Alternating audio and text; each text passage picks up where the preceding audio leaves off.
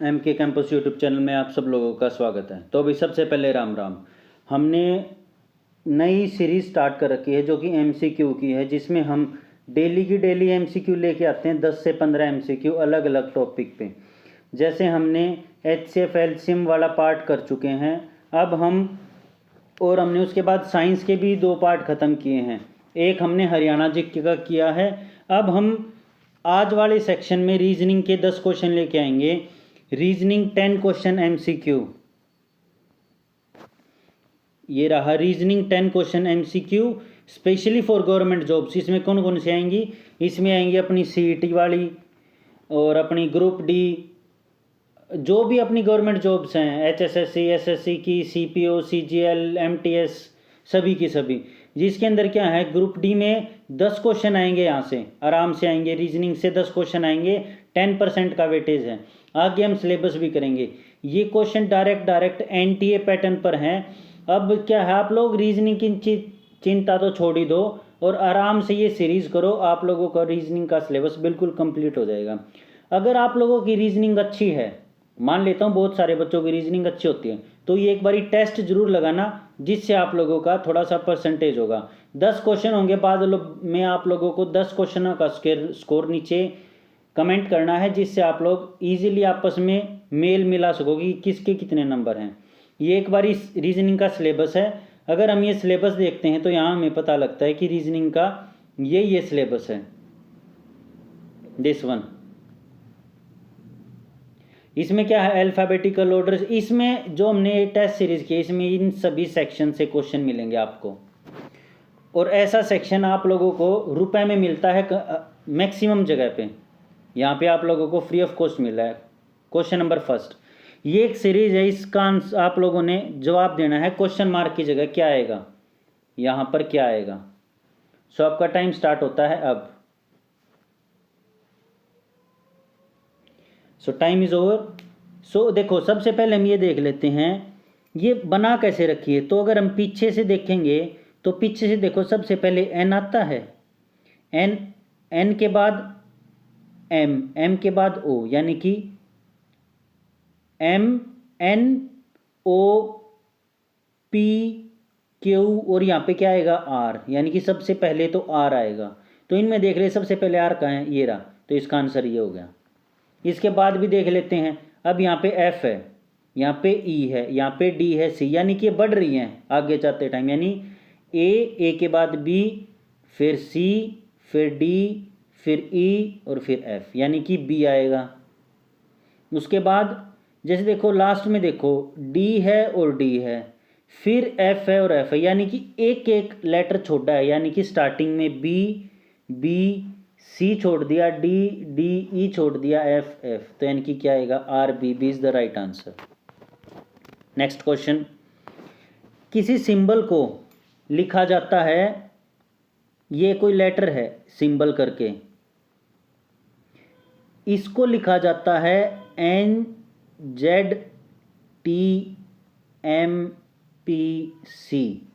अब ये कैसे लिखा जाता है वो आपको देखना है। इसके बाद हमने बताना है NUMBER को हम क्या लिख सकते हैं, जिस लैंग्वेज में ये लिख रखा है। So your time starts now. देखो भाई, सबसे पहले आप लोगों को देखना है एस के बाद क्या आता है, टी। तो इसमें कहीं टी है, हाँ ये रहा, तो इसका मतलब ये यहाँ आ जाएगा। वाई के बाद क्या आता है, जेड कहाँ है, ये रहा। एम के बाद एन, तो यानी कि पहले 3 और अगले जो आंसर उसमें 3 वो उल्टा कर रखा है। ऐसे ही इसमें BCOPLM। अगर हम इसमें बनाए, एन का क्या आएगा, ओ, यहाँ पर ओ आएगा, यानी कि तीसरे में ओ है कहीं, तो एक ये रहा और एक ये रहा, तो यानी कि ये 2 तो कट गए। अब इसके बाद देखते हैं, यानी कि देखो इसमें शुरू में ये तीनों हैं NVO, तो यानी कि ये तो आ जाएगा NVO। अब उसके बाद देख लेते हैं बी के बाद क्या आएगा, सी, तो लास्ट में सी है कहीं, ये रहा, तो इसका आंसर हो जाएगा थर्ड, ये रहा सी। ठीक है। नेक्स्ट क्वेश्चन आप लोगों के सामने, क्वेश्चन नंबर 3। अब इसमें ये डायरेक्शन का क्वेश्चन आप लोगों का, Ramesh walk 25 metre toward south. देखो सबसे पहले हम यहाँ डायरेक्शन देख लेंगे, डायरेक्शन कहाँ कहाँ पे है, ईस्ट वेस्ट नॉर्थ साउथ, यानी कि पूर्व पश्चिम उत्तर दक्षिण। अब वो कितने गया, 25 मीटर गया जी साउथ में, चला गया यहाँ पर।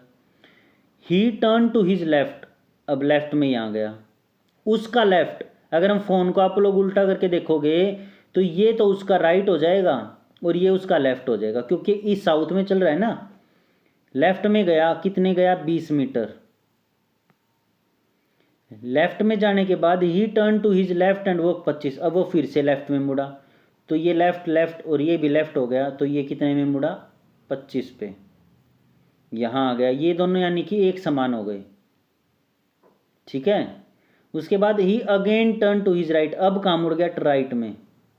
ये याद रखा करो कहाँ कहाँ मुड़ता है। अब हो गया जी 15, यहाँ आ गया अब ये।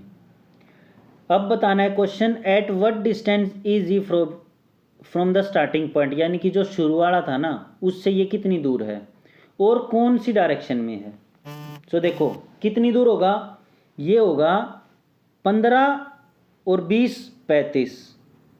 35 मीटर है कहीं, तो देखो इन दोनों में 35 है, तो यानी कि तीसरा और चौथा तो कट गए।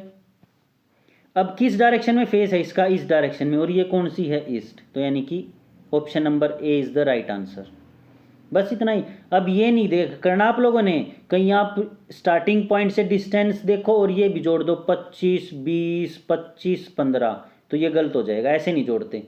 स्टार्टिंग पॉइंट यहाँ था और ये एंडिंग पॉइंट है, तो यहाँ से यहाँ तक का कितना डिस्टेंस है, सीधी रेखा में ही तो डिस्टेंस है।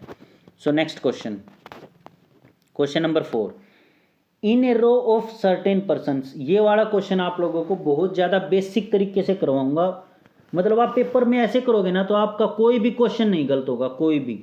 देखो Pradeep is seating 463 from the left hand, देखो ये एक लाइन है, यहाँ पर कहीं प्रदीप है बीच में।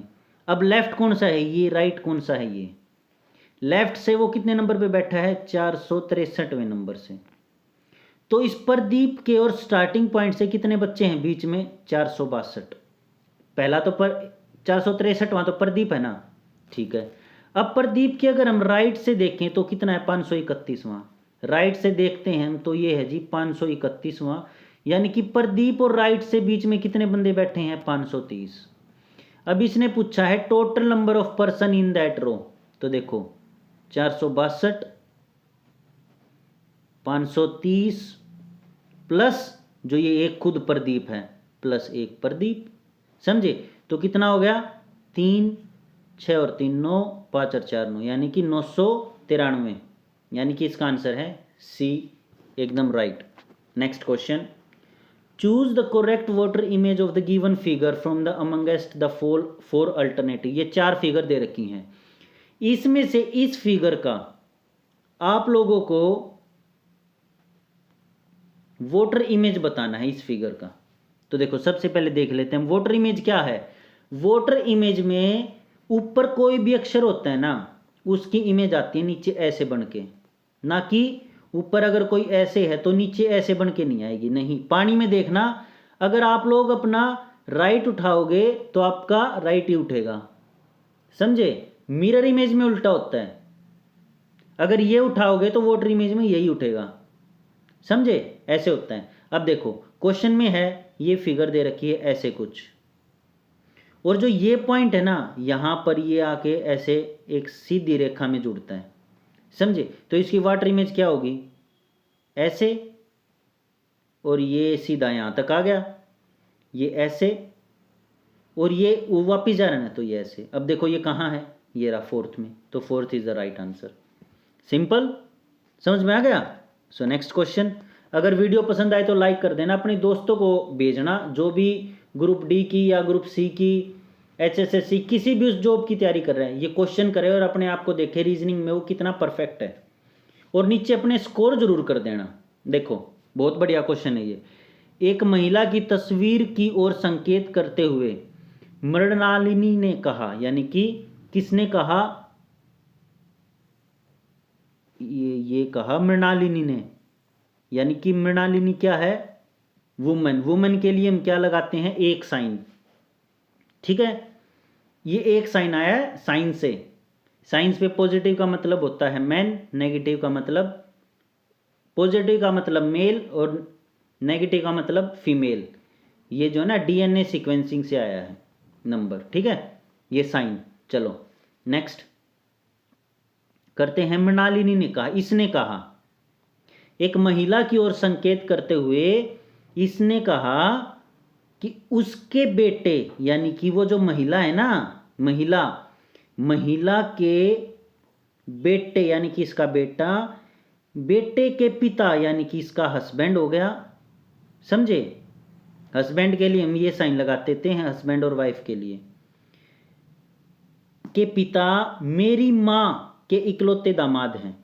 अब इसकी मां कौन होगी, यानी कि ये है मृणालिनी, इसकी मां होगी ये नीचे की तरफ, क्योंकि ये ऊपर वाली जनरेशन और इसकी मां पीछे वाली है, तो ये होगी नेगेटिव। इसके दामाद यानी कि इसका हस्बैंड हैं, तो यानी कि ये दोनों, यही तो हुआ।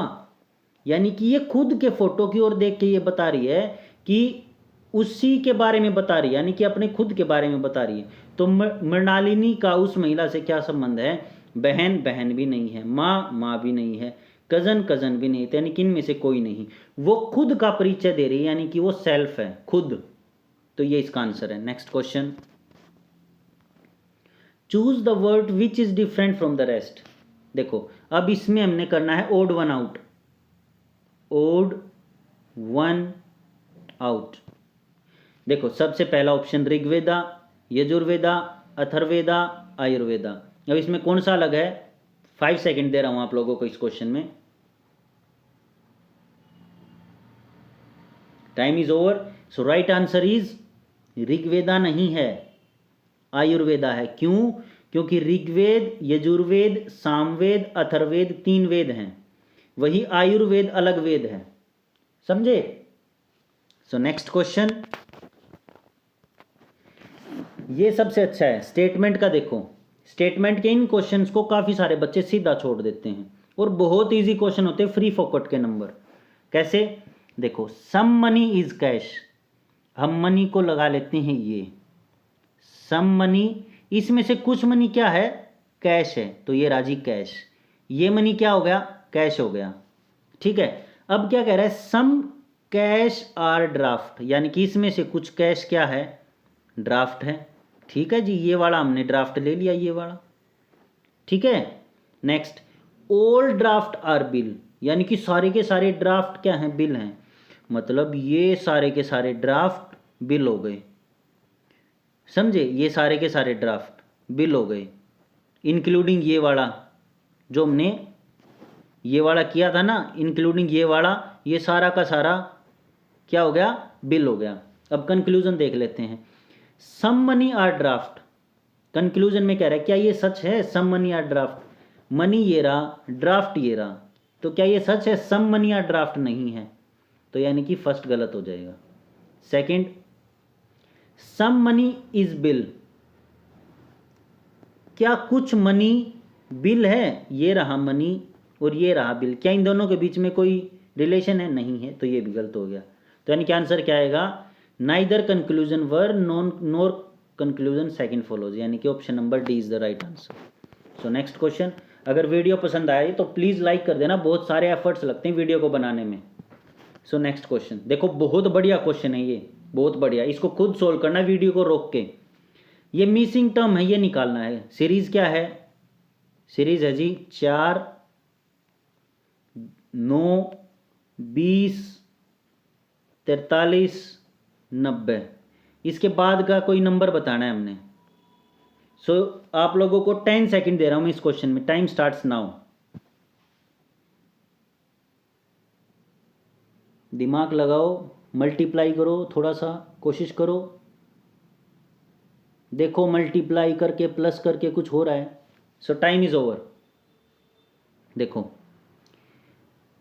एक तो हमने ये देख लिया कि इन नंबर्स के बीच में पहले तो गैप कम है, फिर गैप बढ़ता गया, यानी कि कुछ ना कुछ तो मल्टीप्लाई हो रहा है, ये बात आ गई समझ में।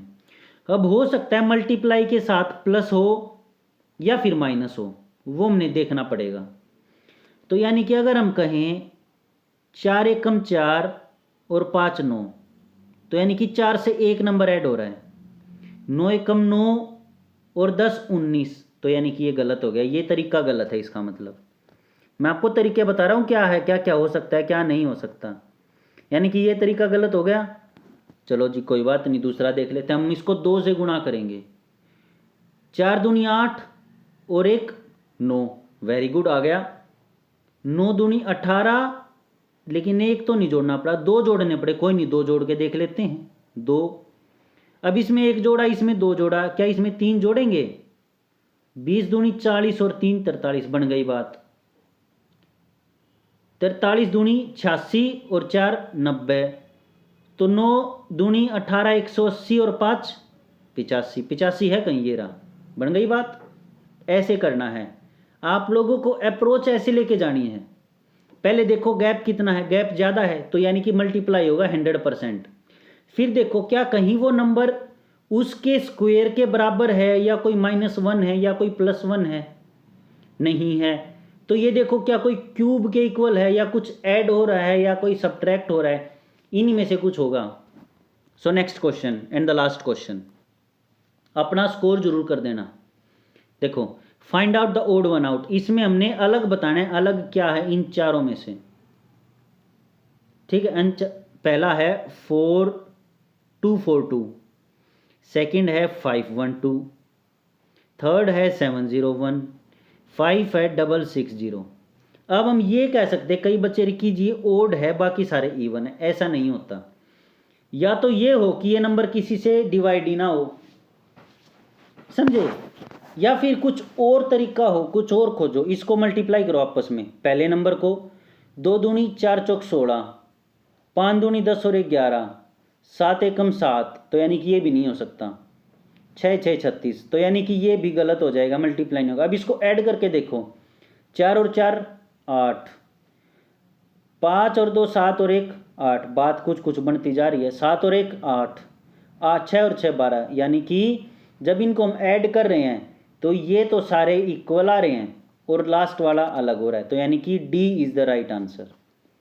समझे? अगर वीडियो पसंद आए तो प्लीज़ लाइक कर देना और चैनल को सब्सक्राइब कर लेना। ऐसी ही वीडियो डेली आएंगी, एक दिन भी मिस नहीं होगा। संडे को हो सकता है मिस हो जाए, क्योंकि उस दिन आप लोग अपना सारा सिलेबस रिवाइज करना और मंडे से फिर से टेस्ट शुरू कर देना। जहाँ से भी आप लोग कोचिंग ले रहे हो लेते रहो, कोई इशू नहीं है, बस टेस्ट यहाँ पर आकर लगाओ MK कैंपस यूट्यूब चैनल पे। So all the very best. अपने और अपने परिवार का ध्यान रखो और आई इन्फेक्शन बुखार से बच के रहो। And signing out.